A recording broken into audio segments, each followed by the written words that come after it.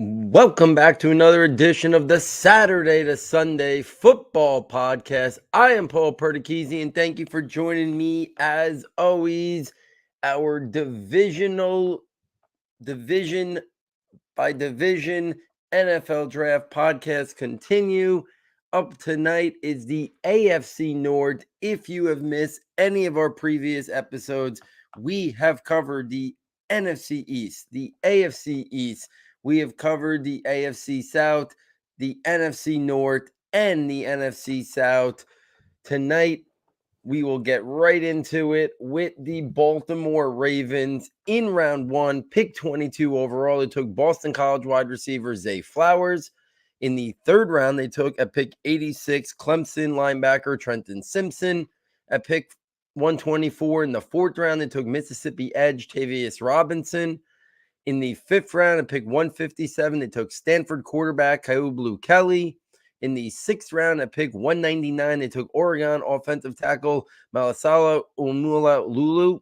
And in the seventh round, at pick 229 overall, they took USC offensive guard Andrew Voorhees, who was going to miss this year due to an injury. Their second round pick they had used to trade for Roquan Smith during the season. So that's why they're a little light on draft picks this year. My favorite pick from their picks was Zay Flowers at pick 22. He was my second favorite wide receiver in this class after Jackson Smith and Najigba. I think he offers inside, outside versatility. I'm not sure how long Rashad Bateman is going to be in the fold there for Baltimore. I could see this being his last year there. They went out and signed Odell Beckham to a one-year deal. So I could see a scenario where Zay Flowers quickly develops into the second option there behind Mark Andrews. I'm not saying it's going to happen right away because I do think they will involve Odell a lot this year. We'll see what they get out of Rashad Bateman. But you see how they've used Devin Duvernay over the last couple of years. I mean, Zay Flowers is a substantially better player there. So I like that they went back to the wide receiver trying to surround Lamar Jackson, who they did get signed to a contract deal, prior to the draft kicking off last week. So it'll be interesting to kind of see how he fits and the way that they deploy him. I think he'll be used in a variety of ways, inside and outside. I think with Odell and Bateman there, he might be used a little bit more inside, but they can kick Bateman inside at times. They can kick Odell inside at times. So I think you'll see Zay Flowers on the outside too. And I wouldn't be surprised if he ends up playing on two wide receiver sets sooner rather than later. Like I said, I'm not sure how high they are on Bateman for the long haul there in Baltimore.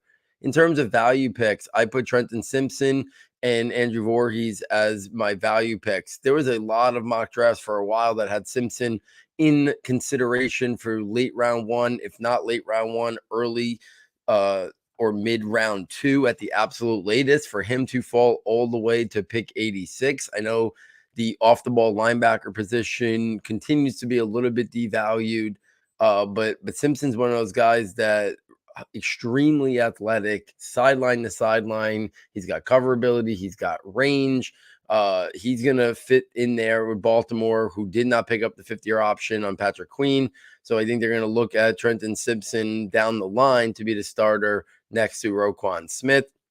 So that was a really good value pick getting there in the third round when he could have went off the board. Even if he wasn't going to go off the board round one, by draft night, you didn't see him a lot in round one mocks, but I still thought most people thought he'd be gone somewhere in the early to mid portion of round two. Worst case scenario, late round two, and then there he's sitting there, well into round three. So I thought that was tremendous value. And then Voorhees, yeah, if he doesn't suffer that injury at the combine, we're probably talking about a guy who's in that round 4, round 5 border. So the fact that, they pick him at 229 overall, he gets a redshirt year. I mean, the odds of seventh round picks hitting is very, very low. So to take a shot on a guy who was supposed to be taken rounds earlier and would have been taken rounds earlier if it wasn't for, the injury, I think is a really good value pick. If we talk about my questionable move, and again, I try to stay away from, picking on like a 6th or 7th round pick as a questionable move. I would say in a really deep running back class that I thought, had really talented players go, well into round 5. I thought it was a little questionable not taking a running back. We've seen J.K. Dobbins battle a lot of injuries. He came back last year. He's on the last year of his rookie deal. I don't see a scenario where they bring him back. So, Gus Edwards battled injuries last year. I was surprised they didn't invest where they took either Tavius Robinson in the 4th round, or in the 5th round, they took Stanford cornerback Kyle Blue Kelly. I'm surprised they didn't go running back there. There were some really interesting options left on the board at those spots, whether it's Chase Brown or Eric Ray and, other guys that could have been in the mix there that I thought would have added a lot to that running back depth chart. So I think that was the one questionable decision I had. Overall, I thought it was a pretty solid draft. It wasn't the usual draft. We usually see the Ravens have a lot of picks, especially in that 4th, 5th round range. But I like the Flowers pick. I like the Simpson pick. I think it's good value. I didn't talk about before, but I like the Kyle Blue Kelly pick. He was a guy that, when the process started, most people thought 3rd, 4th round. He falls to the 5th round. So I thought that was a pretty good value pick as well. And I like stashing Voorhees for a year and kind of seeing what he turns into down the line. If we keep this moving along, next up is the Cincinnati Bengals. At pick 28 overall in the 1st round, they took Clemson edge Myles Murphy. In the 2nd round, pick 60 overall, they took Michigan cornerback DJ Turner. In the 3rd round, at pick 95 overall, they took Alabama safety Jordan Battle. In the 4th round, at pick 131, they took Purdue wide receiver Charlie Jones. In the 5th round, at pick 163, they took Illinois running back Chase Brown. In the 6th round, they had a pair of selections. 206, they took Princeton wide receiver Andrea Isosevis. And also at 217, they took Michigan punter Brad Robbins. And then to round it out, in the 7th round, pick 246 overall, they took Miami of Florida defensive back DJ Ivey. My favorite picks here, DJ Turner and Charlie Jones. I also think they got tremendous value on DJ Turner. He was in the mix as a guy who could have snuck off the board late round 1 or early round 2. To get him at pick 60, I thought it was tremendous value, and a guy that I thought could have went much higher. We're talking about a guy with 4.26 speed. I think he probably profiles best inside, but I do think, he could potentially also, play on the outside as well. But the Bengals know, listen, the AFC is going to be a tough road every year. The quarterback play in the AFC is daunting, and you need to have weapons in the secondary that can cover. You need pass rushers, and I think that's kind of what they looked at this as. They didn't need Myles Murphy in the 1st round. They have a really good stable of pass rushers, but they said, let's keep adding to it. Let's create, 4 guys where we can rotate and keep them fresh. And I think that's what the Myles Murphy pick was. So for me, they're building up the ways that they got to beat the other teams in their conference, beat the Chiefs, beat the Bills. So Myles Murphy was adding to the pass rush. DJ Turner was adding to the secondary. I love the Charlie Jones pick because Charlie Jones is a guy that we don't know what's going to happen with T. Higgins. I'm pretty sure they're going to get rid of Tyler Boyd after the year. They're going to have to save some money here or there. Tyler Boyd's going to get a decent contract from a team who might look at him as a guy, who could be a more integral part of their offense than the Bengals use him because they have Jamar Chase, because they have T. Higgins. So I think Charlie Jones could be a guy very similar to how I said I thought Tyler Scott could be the heir apparent to Darnell Mooney in Chicago during the NFC North recap pod. I think Charlie Jones could be the guy that replaces Tyler Boyd there as their slot receiver, but add a vertical component to the mix as well, because Charlie Jones tested out and showed a lot more speed than I thought maybe people were giving him credit for. So I really like Charlie Jones. I think Jones and Turner are going to become starters there. If you consider a slot wide receiver a starter, if you consider a nickel corner a starter, I think both of those guys are going to develop into starters there. I really like both of those picks. Murphy is a guy who I talked about already. While it doesn't feel a big need for them, it's hard to ever complain about going pass rusher in the way the league is set up right now. And, there was once upon a time that people thought Murphy was a top 10, top 15 pick. I'm not sure a lot of people ever thought he was going to make it to 28, even as, maybe we knew he wasn't going to go top 10, top 15. I thought 15 to 25 would probably be the sweet spot for him. So for the Bengals to get him at 28, also, it was a good spot in the 1st round. My favorite value picks, even though I talked about DJ Turner being a value, even Myles Murphy was a value. Chase Brown in the 5th round and Isosevis in the 6th round. Chase Brown, if he would have went off the board early round 4, I don't think anybody would have been too surprised. And he's sitting there, pick 163 overall. The uncertainty with Joe Mixon, is he going to be on the roster this year? Is this going to be his last year on the roster? Samaje Perine left via free agency to go to Denver. They don't got a lot behind Joe Mixon. So Chase Brown might have a real opportunity this year to be the backup to Joe Mixon. And if the Joe Mixon situation goes a different direction and he's not on the roster, well, Chase Brown's going to have a real opportunity to be a starter or lead a committee there. I mean, maybe they go out and get a veteran. Ezekiel Elliott's still out there, Leonard Fournette's still out there. But if they didn't make a move like that, Chase Brown would get a real opportunity. So I really like the Chase Brown pick. And then I already talked about Higgins and Boyd being free agents next year. It's not an impossible scenario where, they look at a guy like Andrea Isosevich coming out of Princeton. They think he needs some development and refinement coming from a small program, and they look at him as maybe a guy who could develop to be a part of their outside wide receiver, situation, and the guy who can take the top off defenses. So I thought that was a really good value pick because, again, speed. I thought a guy like Bryce Ford Whedon, who the Giants ended up signing as a, undrafted free agent. I thought Ford Whedon was going to go higher. I thought Andrea Isosevich was going to go higher due to the speed element they brought. So I thought getting him in the 6th round was good value. Jordan Battle in the 3rd round was about where I expected him to come off the board. He could develop into a starter there. Really, really solid player out of Alabama. Could do a lot of different things. Got versatility to, play in the box, play back. So I like Jordan Battle pick there as well. In terms of my questionable pick, I really did like their 1 through 6, their first 6 picks here in the draft. I would say not drafting a tight end. I thought it was the biggest surprise. They were very much connected to looking at a tight end in round 1. Maybe they never really were all that in, or maybe just the value of Myles Murphy was too good to pass up. And then by the time he got to their pick 60, they just didn't love the tight ends on the board. We had a lot of tight ends come off the board in round 2.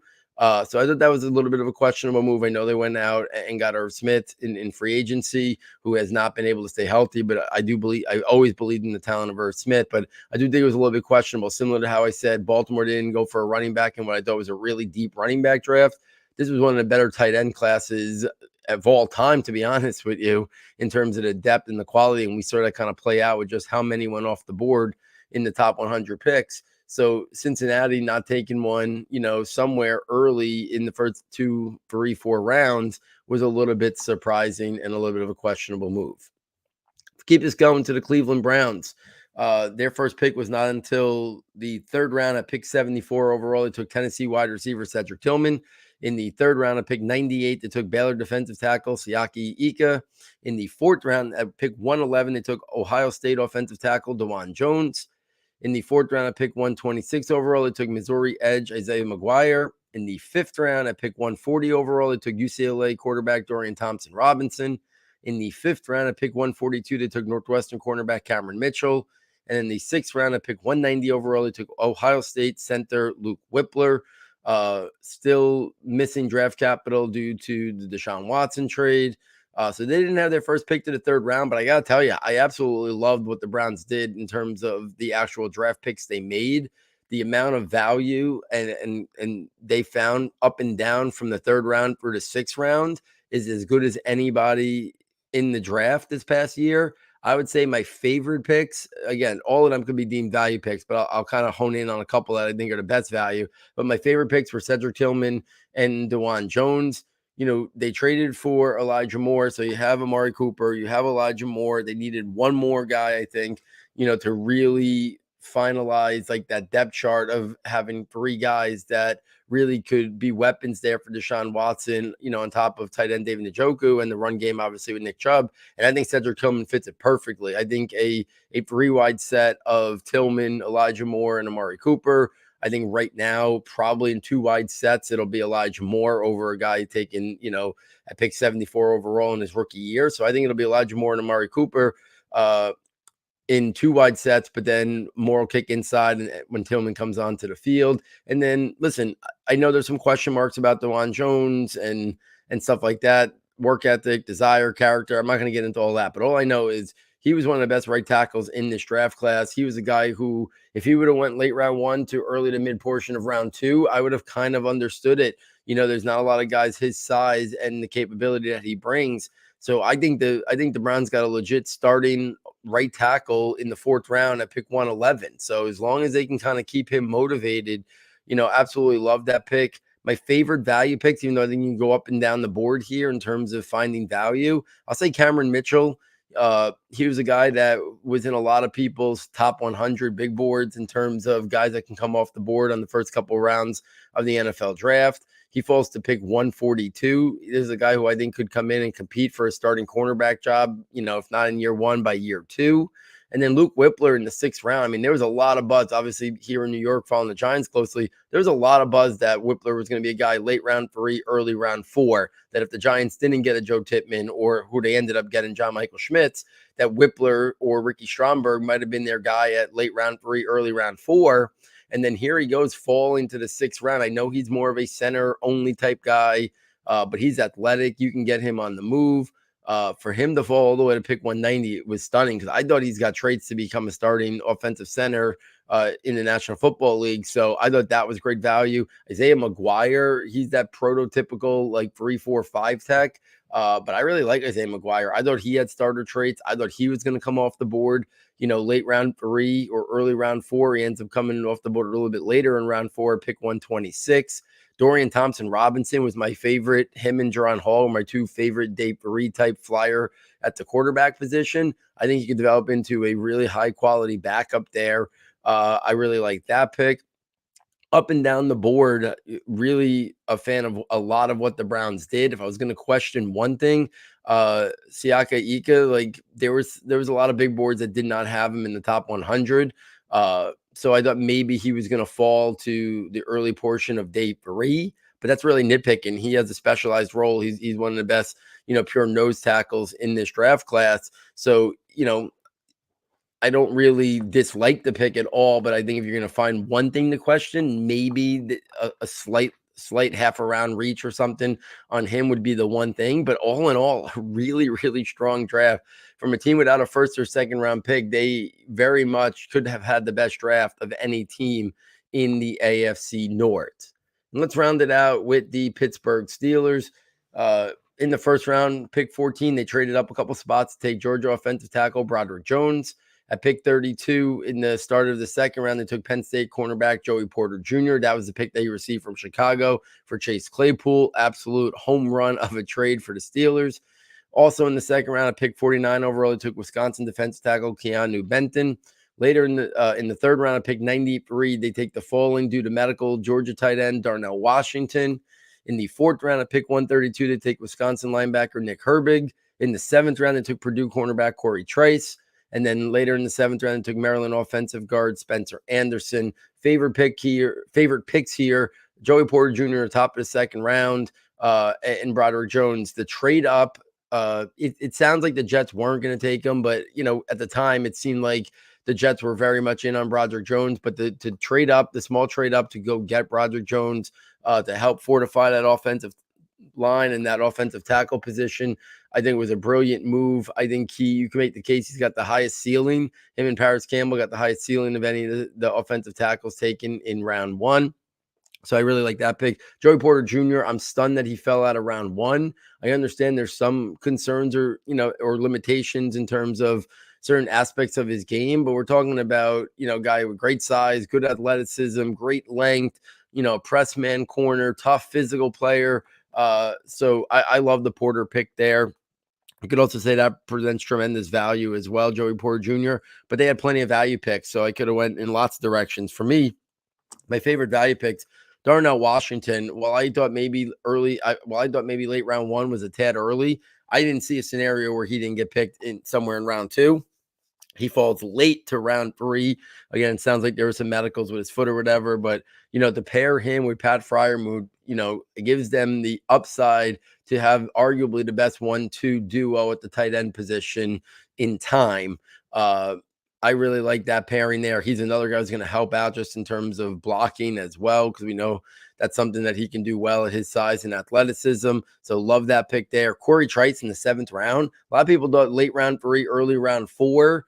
Again, there might have been some medicals there that made him drop, but Corey Trice in round 7, you don't find talent at the cornerback position like Corey Trice in round 7. So really good value there as well. I like the Keanu Benton pick in the 2nd round. To me, he's going to develop into a starter. Nick Herbig is a really interesting piece. So I look at this draft class, and I see Broderick Jones and Joey Porter and Keanu Benton as all being starters sooner rather than later. I see Darnell Washington playing a huge role there in 2 tight end sets. I see Nick Herbig being a rotational player and can do some stuff because he's got some edge capabilities and pass rushing ability as well. I like Corey Trice's upside. I didn't find one pick that I can question. I didn't find one decision or one move that I can question. To me, this was one of the best drafts in the entire NFL draft. There were other ones like the Eagles that I love, the Seahawks, who I love, the Colts, the Giants, but the Steelers are right up there as one of my favorite drafts in the entire NFL draft. So if I was going to rank just the AFC North here, I would say the Steelers, which were one of my favorite drafts in the entire league, they would be number 1. Cleveland, even with the limited draft capital, I think would be my 2nd favorite draft class based on what they were able to accomplish with those picks. So Cleveland would be number 2. And then I think it would be Cincinnati 3.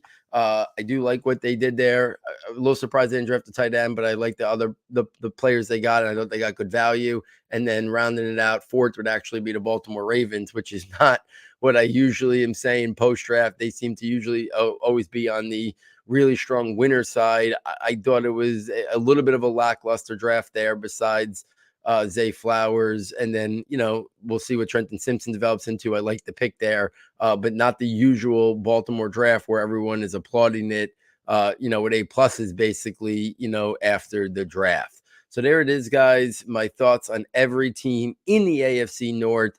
If you are enjoying these podcasts, please get over to the website. SS Football is the fastest and quickest way to get there.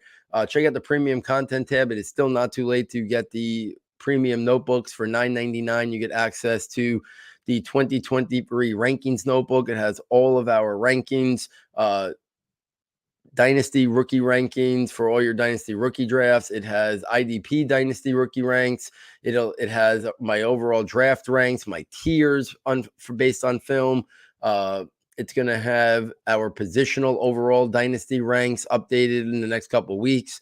All the free agent changes, switches, trades, and then all the rookies added in. So that'll have massive updates on that. You also got the scouting notebook, which has 100 detailed player profiles on the offensive skill players that were just drafted. And then the draft projections notebook. And while, like I said, the draft is come and gone, that notebook still has almost 400 players in it, a snapshot of who they are, how they win, some developmental areas.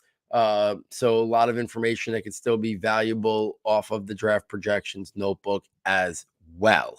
So please get over to the website, check that out, and consider purchasing it as well. So on behalf of our sound tech engineer, David Nakano, and myself, thank you for joining us. And we look forward next time taking you from Saturday to Sunday.